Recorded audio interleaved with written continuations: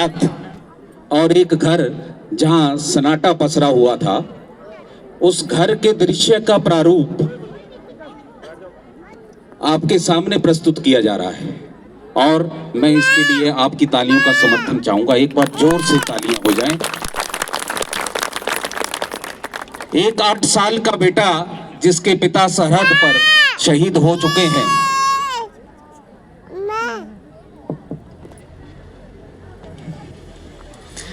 उसे यह नहीं पता कि उसके पिता लौटकर कभी वापस नहीं आएंगे। वह अपनी मां से पिता के ना लौटने पर प्रश्न करता है। मां मौन स्तब्ध आंगन में बैठी है और उस बच्चे का गीत है, उस शहीद की वंदना का गीत है। मैं आप सबको इसमें सम्मिलित करना चाहूंगा।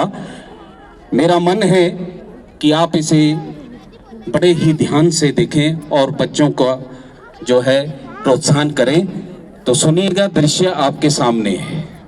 चारों तरफ उजाला पर अंधेरी रात थी, चारों तरफ उजाला पर अंधेरी रात थी। जब वो हुआ शहीद उन दिनों की बात थी, जब वो हुआ शहीद उन दिनों की बात थी। आंगन में बैठा बेटा माँ से पूछे बार बार, आंगन में बैठा बेटा माँ से पूछे बार बार, दीपावली पे क्यों ना आए पापा अब की बार, दीपावली पे क्यों ना आए पापा अब की बार। बेटा यह नहीं जानता कि उसके पिता अब कभी वापस नहीं आएंगे। 2-3 दिन से अपनी माँ की स्थिति को देख रहा होता है। माँ को देखकर फिर प्रश्न करता है। मैं इन आंखों को बहुत बहुत साधुवाद देता हूं। और सुनिएगा बेटा माँ से क्या कहता है। माँ क्यों ना तूने आज भी बिंदिया लगाई है, माँ क्यों ना तूने आज भी बिंदिया लगाई है दोनों हाथ खाली ना मेहंदी रचाई है दोनों हाथ खाली ना मेहंदी रचाई है। बिछुआ भी नहीं पाँव में बिखरे से बाल है, बिछुआ भी नहीं पाँव में बिखरे से बाल है। लगती थी कितनी प्यारी अब ये कैसा हाल है, लगती थी कितनी प्यारी अब ये कैसा हाल है। कुमकुम के बिना सूना सा लगता है श्रृंगार, दीपावली पे क्यों ना आए पापा अब की बार, दीपावली पे क्यों ना आए पापा अब की बार। थोड़ी देर के लिए बेटा बाहर खेलने चला जाता है, अपने मित्रों को देखता है और उनके पिता दिवाली पर क्या उपहार लाए हैं उन्हें देखता है और लौटकर अपनी माँ से क्या कहता है। किसी के पापा उसको नए कपड़े लाए हैं, किसी के पापा उसको नए कपड़े लाए हैं। मिठाइयाँ वो साथ में पटाखे लाए हैं, मिठाइयाँ वो साथ में पटाखे लाए हैं। वो भी तो नए जूते पहन खेलने आया, वो भी तो नए जूते पहन खेलने आया। पापा पापा कह के मुझे सबने चिढ़ाया, पापा पापा कह के सबने मुझको चिढ़ाया। अब तो बता दो क्यों है सूना घर आंगन द्वार, अब तो बता दो क्यों है सूना घर आंगन द्वार। दीपावली पे क्यों ना आए पापा अब की बार, दीपावली पे क्यों ना आए पापा अब की बार। बेटा लगातार अपनी माँ से प्रश्न करता है। उसकी माँ कोई उत्तर नहीं देती। वो माँ से खींच जाता है, रूठ जाता है। बुत बनी माँ के दोनों हाथ पकड़कर झंझोड़ता है। माँ का ध्यान अपनी ओर आकर्षित करता है और क्या कहता है।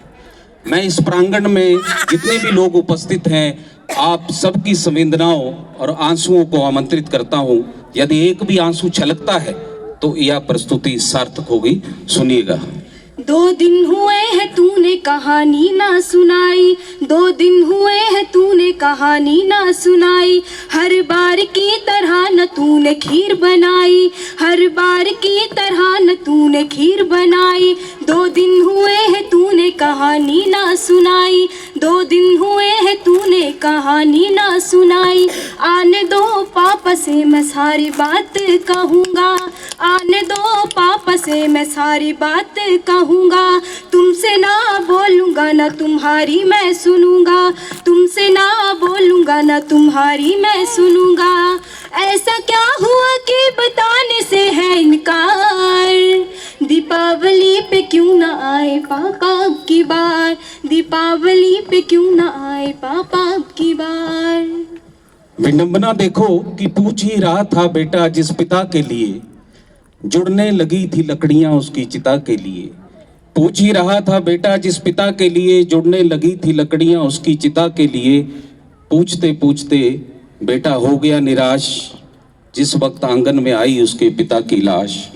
बेटा थोड़ी देर उस लाश को देखता है फिर माँ को देखता है, पुनः लाश को देखता है फिर माँ को देखता है।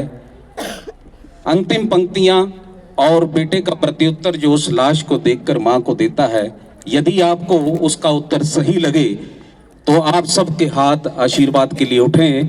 सुनिएगा। मत हो उदास माँ मुझे जवाब मिल गया, मत हो उदास माँ मुझे जवाब मिल गया। मकसद मिला जीने का ख्वाब मिल गया, मकसद मिला जीने का ख्वाब मिल गया।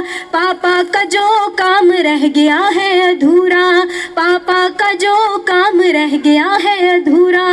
लड़ कर के देश के लिए करूँगा मैं पूरा, लड़ कर के देश के लिए करूँगा मैं पूरा। आशीर्वाद दो मकाम पूरा हो अब की बार, आशीर्वाद दो मकाम पूरा हो अब की बार।